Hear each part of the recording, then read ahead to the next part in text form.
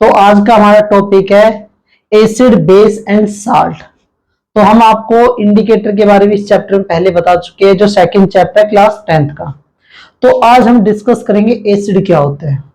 देखो, एसिड के बारे में सबको पता है। अगर क्लासिकल थ्योरी देखा जाए, जो हमारे पास सब्सटेंस होते हैं वो टेस्ट में कैसे हो, शोर हो, या जो ब्लू लिटमस पेपर को किस में कन्वर्ट कर दे, रेड में कन्वर्ट कर दे, तो उन सब्सटेंस को हम क्या बोलते हैं, एसिड बोलते हैं। क्या बोलते हैं, एसिड बोलते हैं।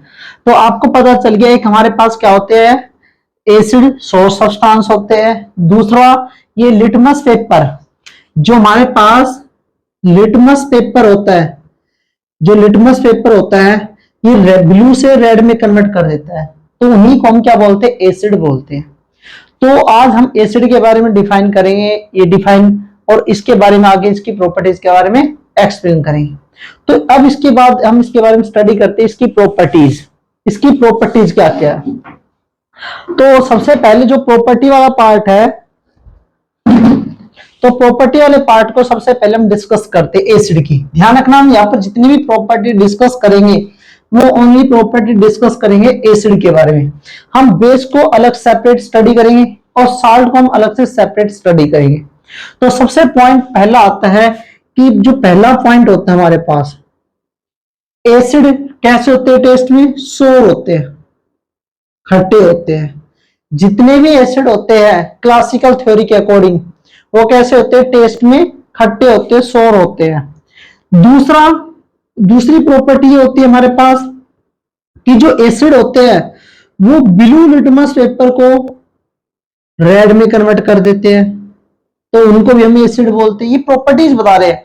अब आप कहोगे सर आपने डेफिनेशन भी एसिड की दी है और प्रॉपर्टी भी आप बता रहे हो। देखो, डेफिनेशन भी एक टाइप की प्रॉपर्टीज होती है। अब थर्ड पॉइंट होता है इसका, conduct of electricity. Conduct of electricity, इसके बारे में हम बात करते हैं, इलेक्ट्रिसिटी के बारे में। भाई जो एसिड होते हैं ना, जितने भी एसिड होते हैं, हम आप ऐसे बताएंगे, all acid solution conduct of electricity. जितने भी एसिड होते हैं वो गुड कंडक्टर होते हैं। गुड भी नहीं कह सकते, हम नॉर्मल कंडक्टर कहेंगे, क्योंकि बेस्ट क्वालिटी के कंडक्टर नहीं होते, इसलिए हम इनको इलेक्ट्रोलाइट भी बोलते हैं। तो हम बात कर रहे हैं एसिड जो गुड नहीं कहेंगे, हम जो कंडक्ट ऑफ इलेक्ट्रिसिटी करते हैं। आपको इसका हम एक एक्सपेरिमेंट के बेसिस पे हम इसको बता सकते हैं। जैसे हम यहां पर एक बिकर लेंगे, ये हमने एक बिकर लिया है, इस बिकर में हमने एक बिकर लिया और इस बिकर हमने एक्वा सॉल्यूशन लिया है, किसका, डाइल्यूट। कोई भी एसिड ले लो आप, कोई भी एसिड ले सकते हो, उसका डाइल्यूट सॉल्यूशन ले सकते हो। अब हमने एक डाइल्यूट सॉल्यूशन ले लिया एसिड का। अब एक सबसे इंपॉर्टेंट पॉइंट, ये गुड कंडक्टर क्यों होते हैं। मैं फिर से गुड वर्ड बोल रहा हूं, देखो उसके नॉर्मल इसके लिए, क्योंकि मैं गुड इसलिए बोल देता हूं क्योंकि आपने HCl लिए, क्लियर।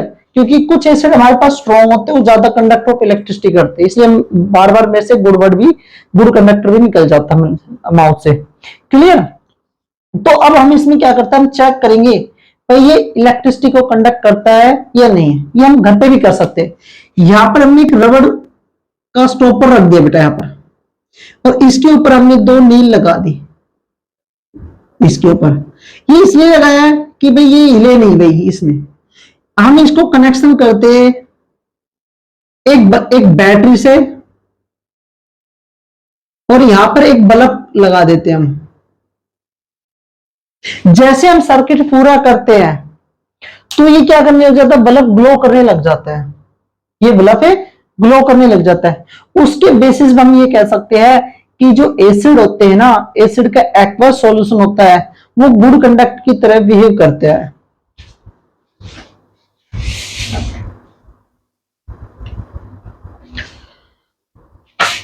करते हैं या कंडक्ट ऑफ इलेक्ट्रिसिटी करते हैं। अब वो करते क्यों है, सबसे इंपॉर्टेंट पॉइंट, सबसे इंपॉर्टेंट पॉइंट है, अब मैं इसको थोड़ा इरेज कर रहा हूं क्योंकि हम इसी के बारे में थोड़ा डिस्कस करते हैं इस पॉइंट के बारे में। अब हम इस पॉइंट के बारे में डिस्कस करेंगे, हमारा यही पॉइंट है। अब थोड़ा सा इस पर हम डिस्कस करते हैं, इंपॉर्टेंट पॉइंट है भाई। जितने भी एसिड होते हैं वो गुड कंडक्ट ऑफ इलेक्ट्रिसिटी क्यों करते हैं? क्योंकि इनके पास क्या होते हैं, फ्री ऑफ आयन होते हैं, फ्री आयन होते हैं। जितने भी एसिड होते हैं, जैसे हमने यहां पर लिया था, हमने इसका एसिड का एक्वा सॉल्यूशन बनाया, तो जैसे हमने एक्वा सॉल्यूशन बनाया HCl का, तो इसके अंदर क्या होंगे, आयन फ्री होंगे।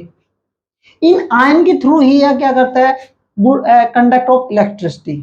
अगर आपसे कोई क्वेश्चन पूछ लिया जाए, भाई एसिड होते हैं, उनका एक्वस सॉल्यूशन होता है, तो वो करंट क्यों फ्लो करते हैं अपने सॉल्यूशन में से, तो आप कहोगे इनके पास क्या होता है, फ्री ऑफ आयन होते हैं। उन फ्री ऑफ आयन के कारण ही क्या करता है, करंट को पास करता है। देखो करंट है वो दो टाइप से पास हो सकता है, एक करंट है वो दो टाइप से पास हो सकता है, एक तो इलेक्ट्रॉन के थ्रू और दूसरा मेथड होता है आयन के थ्रू। जो मेटल होते हैं उनमें करंट पास होता है इलेक्ट्रॉन के थ्रू, और जो सॉल्यूशन होते हैं हमारे पास एक्वस सॉल्यूशन होते हैं एसिड और बेस के, उनमें करंट पास होता है आयन के थ्रू। तो आपको पता चल गया जितने भी एसिड होते हैं वो गुड कंडक्टर या कंडक्टर ऑफ इलेक्ट्रिसिटी करते हैं। किसी भी एसिड का सॉल्यूशन है उसमें से क्या होता है, करंट पास होता है। यहाँ पर एक सबसे इंपॉर्टेंट पॉइंट होता है, यहाँ पर एक सबसे इंपॉर्टेंट पॉइंट आता है कि जो एसिड है वो आपने ये तो बता दिया वो गुड कंडक्टर होते हैं, या हम इस जैसे हमने बात बात वर्ड यूज कर रहे हैं गुड कंडक्टर, इसमें कुछ वीक कंडक्टर भी होता है। जितने स्ट्रॉन्ग एसिड होते हैं वो सारे हाईली कंडक्ट ऑफ इलेक्ट्रिसिटी करते हैं, और जितने वीक एसिड होते हैं वो वीक करंट को पास करते हैं। क्लियर, ये नोट याद रखना। अब इसके बाद नेक्स्ट पॉइंट हम स्टडी करते हैं। फोर्थ पॉइंट हमारे पास आता है, एसिड रिएक्ट विथ मेटल। जितने भी मेटल होते हैं वो एसिड के साथ रिएक्शन करके हमें क्या देते हैं, डाई हाइड्रोजन गैस देते हैं। याद रखना ये सबसे, बट मैं यहाँ पे एक छोटा सा पॉइंट को ऐड करूंगा, यहां पर वर्ड यूज करूंगा reactive metal. Reactive metal is react with acid, और यहां पर एसिड कौन सा होगा, एक्वास। एक्वास मतलब डाइल्यूट फॉर्म में होगा, वो इनसे रिएक्ट करेगा टू गिवन साल्ट प्लस में H2 गैस। याद रखना जितने भी रिएक्टिव मेटल है, जितने भी रिएक्टिव मेटल है वो डाइल्यूट एसिड के साथ रिएक्शन करने पर साल्ट और प्लस में क्या देता है, H2 गैस को रिलीज करता है। जैसे एक एग्जांपल के तौर पे हम देखते हैं, यहां पर हमने एक सॉल्यूशन ले लिया एसिड का, कोई सा ले सकते हैं एसिड का, तो यहां पर हमने डाइल्यूट HCl ले लिया। अब हमें इसमें कुछ ऐड करते हैं, जिंक ग्रेनुलर, जिंक के छोटे छोटे मेटल के पीस ऐड करते हैं। जैसे ऐड करते हैं तो यहां से इवोल्व होती है H2 गैस, यहां से इवोल्व होती है H2 गैस। अब आप कहोगे सर आपको कैसे पता है H2 गैस रिलीज होती है, क्योंकि H2 गैस होती है ना वो कलरलेस और ऑर्डरलेस होती है। तो हम यहाँ पर क्या करेंगे, जब यहाँ से H2 गैस रिलीज होगी हम यहाँ पर एक कैंडल को बंद करेंगे और उसके पास ले जाएंगे। जैसे H2 गैस के कांटेक्ट में आएगी यहाँ पर एक पॉप की साउंड आती है, क्योंकि जो H2 गैस है ना वो एक्सप्लोजिव टाइप से क्या होती है, रिलीज होती है, एक साउंड प्रोड्यूस करती है, पॉप की साउंड प्रोड्यूस करती है, जिससे हम कंफर्म होते हैं कि हाँ इसने H2 गैस को रिलीज किया। जैसे हम यहाँ पे लिखते हैं जिंक प्लस में डाइल्यूट HCl, जब रिएक्शन होती है तो यहाँ पर बनता है जिंक क्लोराइड और प्लस में H2 गैस। यहाँ पर सबसे इंपॉर्टेंट पॉइंट याद रखना, मैंने यहाँ पर स्पेशल लिखा रिएक्टिव मेटल। अगर मैं यहाँ पर लिख दूंगा only metal, metal react with acid to give H2 gas, तो वो पॉइंट थोड़ा रॉन्ग हो जाएगा, वो करेक्ट नहीं माना जाएगा। क्योंकि देखो हमारे पास गोल्ड भी होता है, सिल्वर भी होता है, कॉपर भी होता है, ये डाइल्यूट एसिड के साथ रिएक्शन नहीं करते। कुछ हमारे पास इनर्ट मेटल होती है, क्योंकि मेटल में तो वो भी काउंट होगी ना, तो इसलिए मैंने यहाँ पर स्पेशल यूज किया है रिएक्टिव मेटल। अब इसके बाद नेक्स्ट पॉइंट होता है, जो एसिड है ना वो रिएक्शन करता है किसके साथ, बेस के साथ। जो एसिड है वो रिएक्शन करता है किसके साथ, बेस के साथ। तो यहां पर सबसे इंपॉर्टेंट पॉइंट आता है, बेस लिख रहा हूं मैं यहां पर, एसिड रिएक्ट विद बेस। अब जितने भी एसिड है वो बेस के साथ रिएक्शन करके वो यहां पर हमारे पास न्यूट्रलाइजेशन रिएक्शन देते हैं, न्यूट्रलाइजेशन रिएक्शन देते हैं। एग्जाम में आपसे पूछ सकते हैं what is the neutralisation reaction, when acid and base react with each other to give salt plus water. जब हम कभी भी कोई एसिड और बेस, याद रखना हम यहां पर जो भी लेंगे वो एक्वस सॉल्यूशन लेंगे, जब हम इनकी रिएक्शन करते हैं तो वहां पर हमें साल्ट प्लस वाटर मिलता है, तो इसको हम बोलते हैं न्यूट्रलाइजेशन रिएक्शन। हम इसको न्यूट्रलाइजेशन रिएक्शन क्यों बोलते हैं, क्योंकि जो एसिड होते हैं उनमें क्या होते हैं, H पॉजिटिव आयन होते हैं, और बेस में क्या होते हैं, OH नेगेटिव आयन। तो ये दोनों आयन एक दूसरे में कंबाइन होकर क्या देता है, वाटर देता है, और वाटर हमारे पास क्या होता है, न्यूट्रल होता है। आप ये कह सकते हो जो एसिड है वो बेस है, ये ईच अदर एक दूसरे के इफेक्ट को क्या कर देते हैं, नल कर देते हैं। नल का मतलब जीरो कर देते हैं, इसलिए हम इसको बोलते हैं न्यूट्रलाइजेशन रिएक्शन भी बोल देते हैं। आपसे कोई क्वेश्चन पूछ ले but is the neutralisation reaction, तो आप बताना when acid solution and base solution react each other to give salt plus water is called neutralisation reaction. जैसे एग्जांपल के तौर पे हम लिखे, ये हमने ले लिया HCl, यहां पर हमने ले लिया बेस कौन सा ले लिया, NaOH, फिर दोनों को मिलाते हैं, यहाँ पर हमारे पास क्या बन के आता है, NaCl, और प्लस क्या बन के आता है, वाटर। तो यहाँ पर NaCl हमारे पास क्या रहता है, साल्ट होता है, और वाटर हमें क्या मिलता है, साइड प्रोडक्ट के रूप में मिलता है। इसी रिएक्शन को हम क्या बोलते हैं, न्यूट्रलाइजेशन। क्योंकि देखो एसिड होते हुए H पॉजिटिव आयन देते हैं, OH नेगेटिव आयन देंगे, तो यहाँ पर एक दूसरे को इफेक्ट को नल करते चलेंगे, जीरो करते चलेंगे, जिसके कारण हम इसको बोलते हैं न्यूट्रलाइजेशन रिएक्शन भी बोलते हैं। इसके बाद आता है नेक्स्ट पॉइंट, होती है सारी हम प्रॉपर्टी पढ़ रहे हैं, acid react with carbonate and hydrogen carbonate. Acid react with carbonate, दूसरा है हाइड्रोजन कार्बोनेट, हाइड्रोजन कार्बोनेट। इन दोनों, देखो कार्बोनेट का हमारे पास होता है SO3 2 नेगेटिव, और हाइड्रोजन कार्बोनेट का होता है HCO3 नेगेटिव। सबसे इंपॉर्टेंट आपको ये पता होना चाहिए भाई, जो एसिड है वो कार्बोनेट और हाइड्रोजन कार्बोनेट के साथ रिएक्शन करके हमें क्या प्रोडक्ट देता है। सबसे इंपॉर्टेंट पॉइंट है, ये भी याद रखना। देखो जब हमारे पास एसिड होता है और वो रिएक्शन करता है दोनों में से, कार्बोनेट के साथ भी या हाइड्रोजन कार्बोनेट के साथ भी, तो यहां पर हमारे पास जो प्रोडक्ट बन के आता है, एक तो बनता है साल्ट, एक बनता है वाटर, और दूसरा बनता है CO2 गैस। याद रखना सबसे इंपॉर्टेंट पॉइंट, जितने भी एसिड का सॉल्यूशन होते हैं, जितने भी एसिड के सॉल्यूशन होते हैं वो मेटल कार्बोनेट, यहां पर जो वर्ड यूज करेंगे मेटल कार्बोनेट या मेटल हाइड्रोजन कार्बोनेट, जब इनके साथ रिएक्शन करता है एसिड सॉल्यूशन के साथ, तो हमें salt plus water plus CO2। यहां पर हम आपको एक एग्जांपल के तौर पे भी हम समझाते हैं। देखो मैंने यहां पर HCl का एक्वस सॉल्यूशन ले लिया, जब इसका रिएक्शन कराया मैंने NaHCO3, देखो मैच कर रहे हैं ना, इसको बोलते हैं सोडियम हाइड्रोजन कार्बोनेट। जब इसके साथ रिएक्शन करते हैं तो यहाँ पर एक तो NaCl बनता है, एक वाटर बनता है, और एक क्या बनता है, CO2।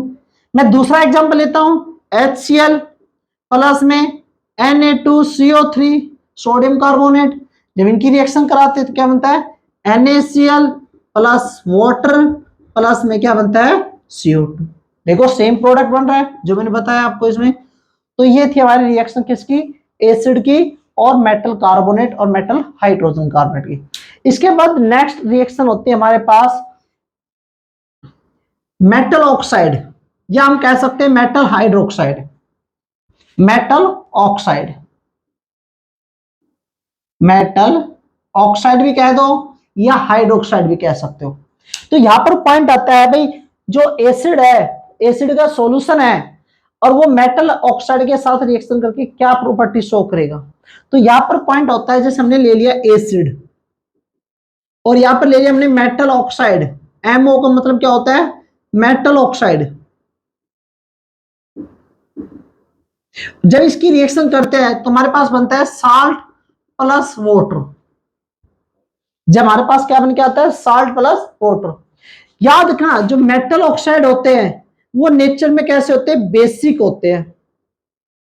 वो नेचर में कैसे होते हैं, बेसिक होते हैं। याद रखना है आपको, जितने भी मेटल ऑक्साइड होते हैं, जितने भी मेटल ऑक्साइड होते हैं वो बेसिक नेचर होते हैं, क्योंकि जितने भी मेटल ऑक्साइड होते हैं वाटर में ऐड होके वहां पर एल्कलाइन सॉल्यूशन देते हैं। वहां पर क्या देते हैं, एल्कलाइन सॉल्यूशन। जैसे एक एग्जांपल लेके चलते हैं, H2SO4। अब हमने कोई भी ले लिया, जैसे हमने ले लिया Na2O, हमने ले लिया सोडियम ऑक्साइड, ये भी मेटल है, ऑक्साइड है। तो यहां पर हमारे पास बन के आता है NaOH। क्या बन के आता है हमारे पास, सॉरी NaOH नहीं बेटा, Na2SO4। यहां पर क्या बन के आता है Na2SO4 सोडियम सल्फेट, और प्लस में क्या आ जाएगा, वाटर। देखो बन गया ना, ये साल्ट है, ये वाटर। तो आपको पता होना चाहिए जितने भी मेटल ऑक्साइड होते हैं वो सारे के सारे नेचर में कैसे होते हैं, कैसे होते हैं नेचर में, बेसिक नेचर के होते हैं। इनको जब हम वाटर में ऐड करते हैं तो ये हमें एल्कलाइन सॉल्यूशन देते हैं। डिस्कस कर रहे हैं, इसके अलावा दूसरा टॉपिक डिस्कस नहीं कर रहे। अब एसिड की जो नेक्स्ट प्रॉपर्टी आती है वो आती है कोरोसिव नेचर। कोरोसिव नेचर, ये कोरोसिव नेचर क्या होता है, देखो सबसे इंपॉर्टेंट, कोरोसिव नेचर का मतलब होता है बर्निंग। जितने भी एसिड होते हैं कंसंट्रेट फॉर्म में, डाइल्यूट फॉर्म में नहीं, जितने भी एसिड होते हैं कंसंट्रेट फॉर्म में वो कोरोसिव नेचर शो करते हैं। मतलब ये अगर किसी भी मटेरियल पे गिर जाता है तो अपनी बर्निंग शो कर देता है, वहां से बर्न कर देता है। चाहे आप क्लॉथ ले लो, चाहे आप वुड ले लो, या कोई भी कुछ भी सब्सटेंस ले सकते हो, गिलास को छोड़ के, गिलास को छोड़ के आप कुछ भी सब्सटेंस ले सकते हो, जिन पे भी एसिड कंसंट्रेटेड एसिड पड़ जाता है वहां पर ये बर्निंग शो इफेक्ट कर देता है। जिस रीजन के कारण जो एसिड होते हैं, कंसंट्रेटेड एसिड होते हैं, हम उसको ग्लास में, ग्लास के कंटेनर में स्टोर करते हैं। ये पॉइंट याद रखना, आपसे क्वेश्चन पूछ लिया जाए भाई जो एसिड होते हैं हम उसको ग्लास कंटेनर में क्यों या ग्लास की बोतल में क्यों स्टोर कर रखते हैं, क्योंकि जो एसिड होता है वो कोरोसिव नेचर का होता है, वो किसी में पड़ जाता है तो क्या करता है बेटा, बर्निंग इफेक्ट को शो करता है। अब इसके बाद सबसे इंपॉर्टेंट पॉइंट आता है नेक्स्ट, भाई जितने भी एसिड होते हैं, ये याद रखना बहुत इंपॉर्टेंट पॉइंट है, all acid contain H positive ion. जितने भी एसिड होते हैं वो सारे के सारे एसिड H पॉजिटिव आयन को कंटेन करते हैं, ये याद रखना आपको। जितने भी एसिड होते हैं वो सारे के सारे H पॉजिटिव आयन को कंटेन रखते हैं। आप कोई भी एसिड ले लो सकते हैं, आप ऐसे याद रखना, जैसे एसिड लिया हमने, इसको वाटर में ऐड किया, तो वाटर में ऐड करने पे हमें क्या देता है, H पॉजिटिव आयन।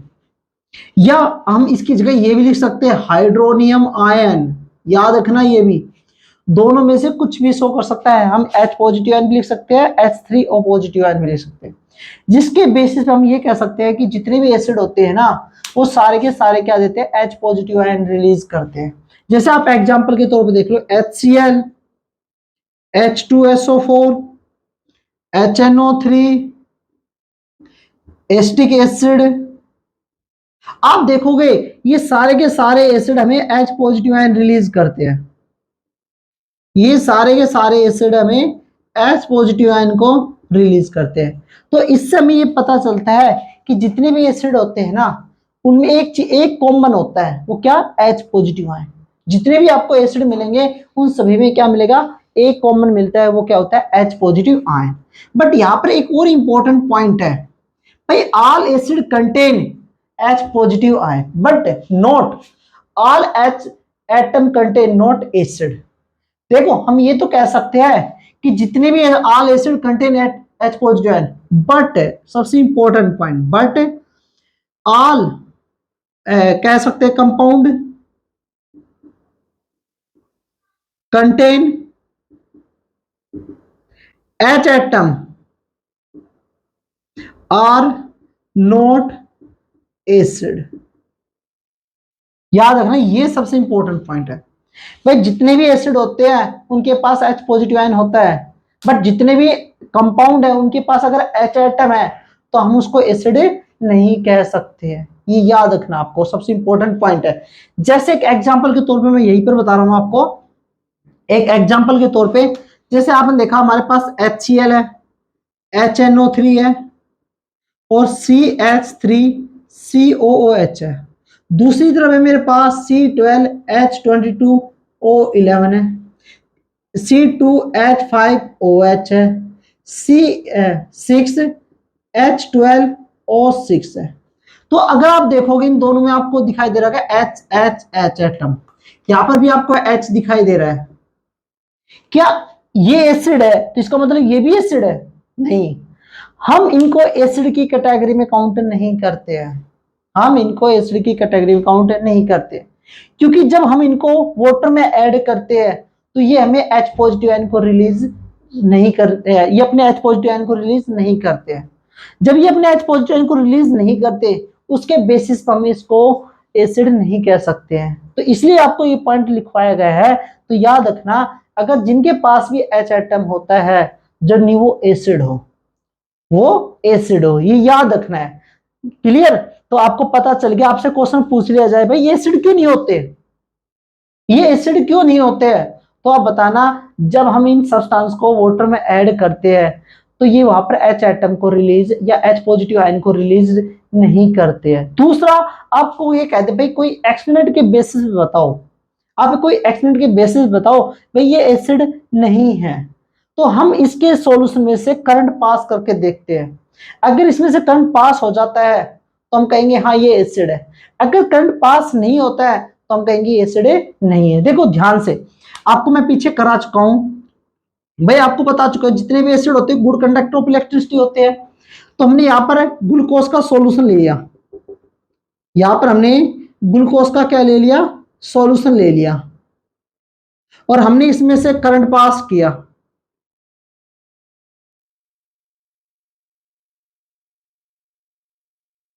ये हमारी बैटरी को कनेक्ट हो गई। जैसे हमने सर्किट को पूरा किया, ये बल्ब ग्लो नहीं हुआ। क्यों नहीं हुआ? क्योंकि जब हमने ग्लूकोज को वाटर में ऐड किया तो यहां पर कोई भी note release H positive ion, यहां पर कोई भी H पॉजिटिव आयन रिलीज नहीं हुआ। और मैं आपको बता चुका हूं कोई भी एक्वस सॉल्यूशन है वो करंट को तभी पास करता है जब उसके पास क्या होते हैं, फ्री आयन है। जब हमने ग्लूकोज, इथेनॉल या शुगर को हमने जब वाटर में ऐड किया तो वहां पर इन्होंने H पॉजिटिव आयन रिलीज नहीं किए। जब H पॉजिटिव आयन रिलीज नहीं किया तो उसके बेसिस पर हम क्या कहेंगे, ये एसिड नहीं है। और दूसरा, ये कंडक्टर ऑफ इलेक्ट्रिसिटी भी नहीं करेगा। तो ये था हमारा टॉपिक एसिड की प्रॉपर्टी। अब एक छोटा सा और पॉइंट होता है एसिड के बारे में। भाई जो एसिड होते हैं वो दो टाइप के होते हैं। जो एसिड होते हैं, एसिड होते हैं जो हमारे पास एसिड होते हैं, हम एसिड के बारे में डिस्कस कर रहे हैं इस क्लास में। जो हमारे पास एसिड होते हैं, क्लियर, या वो एब्सेंस ऑफ वाटर की प्रेजेंस में एसिड की प्रॉपर्टी शो करेंगे? सोच के देखो थोड़ा सा, क्वेश्चन आपसे पूछ लिया जाए इस टाइप से, भाई जो एसिड होते हैं ना, एब्सेंस ऑफ वाटर की प्रेजेंस में वो एसिडिक नेचर शो नहीं करते हैं। याद रखना सबसे इंपॉर्टेंट पॉइंट, जितने भी एसिड होते हैं अगर आप उसकी एसिडिक प्रॉपर्टी को आप एब्सेंस ऑफ वाटर के प्रेजेंस में चेक करोगे तो वो एसिड नहीं होगा। जैसे एक एग्जांपल देखो, जैसे आपकी बुक में भी है, तो बुक में आपको कह रहा है कि एक भाई टेस्ट ट्यूब है हमारे पास, उस टेस्ट ट्यूब में क्या है, NaCl है हमारे पास,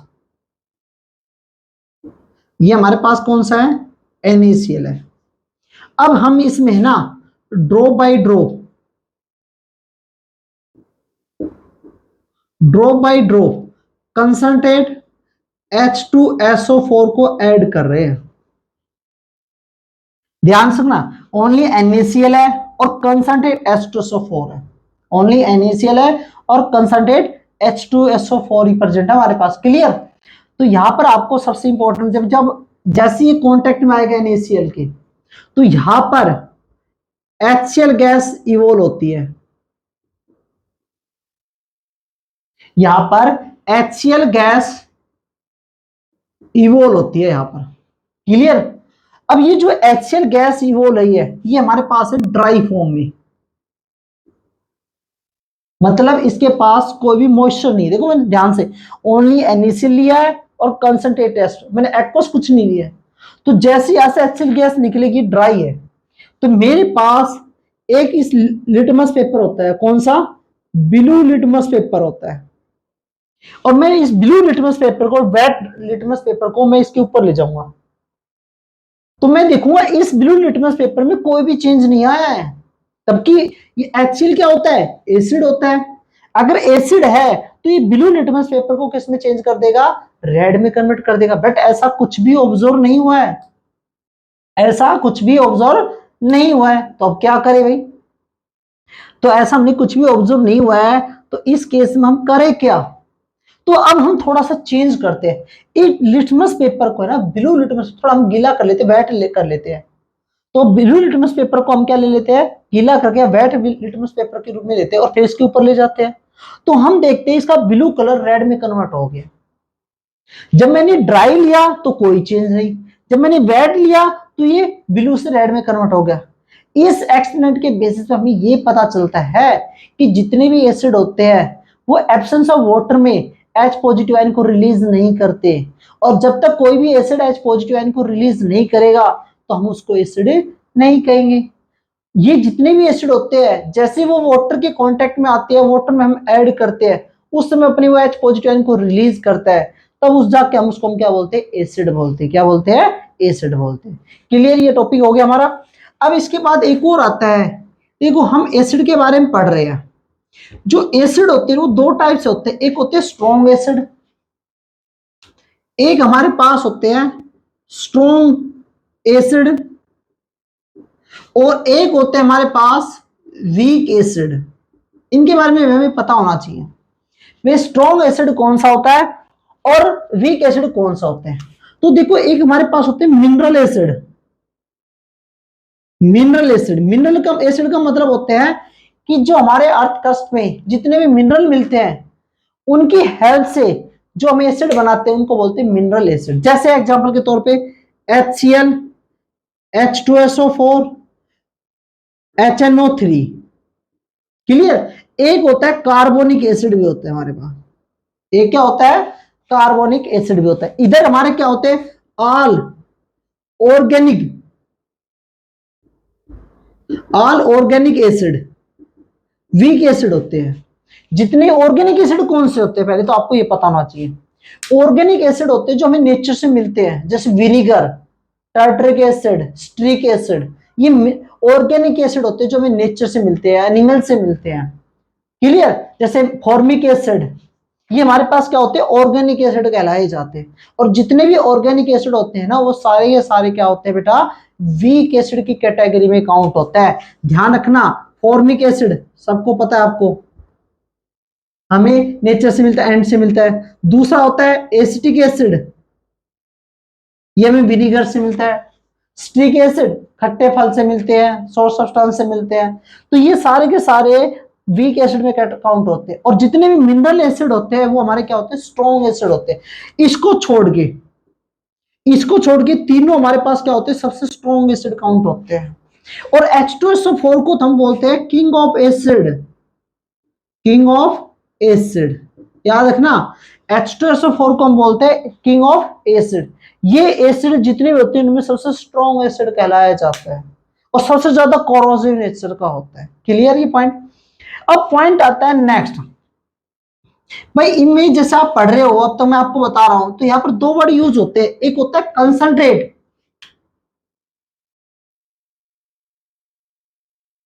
एक होता है कंसंट्रेशन, और एक वर्ड यूज होता है डाइल्यूशन। इन दोनों में मतलब क्या होता है, तो याद रखना, देखो इसमें जो वाटर होता है ना वो मिनिमम में होता है, मिनिमम क्वांटिटी में होता है, और इसमें जो वाटर होता है ना वो मैक्सिमम क्वांटिटी में होता है। याद रखना, अगर आपसे कोई भी पूछ लिया कंसंट्रेशन एसिड का मतलब क्या होता है, जैसे मैंने लिख दिया कंसंट्रेट H2SO4, तो इसका मतलब होता है वाटर, वहां पर वाटर मिनिमम क्वांटिटी में परसेंट है। मैंने लिख दिया डाइल्यूट H2SO4, तो उसका मतलब होता है जहां पर वाटर मैक्सिमम क्वांटिटी में प्रेजेंट हो। तो ये पॉइंट आपको अच्छे से क्लियर हो चुका है। तो आज की क्लास हमने क्या करा है, एसिड की कंप्लीट प्रॉपर्टी को हमने डिस्कस किया है। तो नेक्स्ट क्लास हम डिस्कस करेंगे किसके बारे में, बेस के बारे में।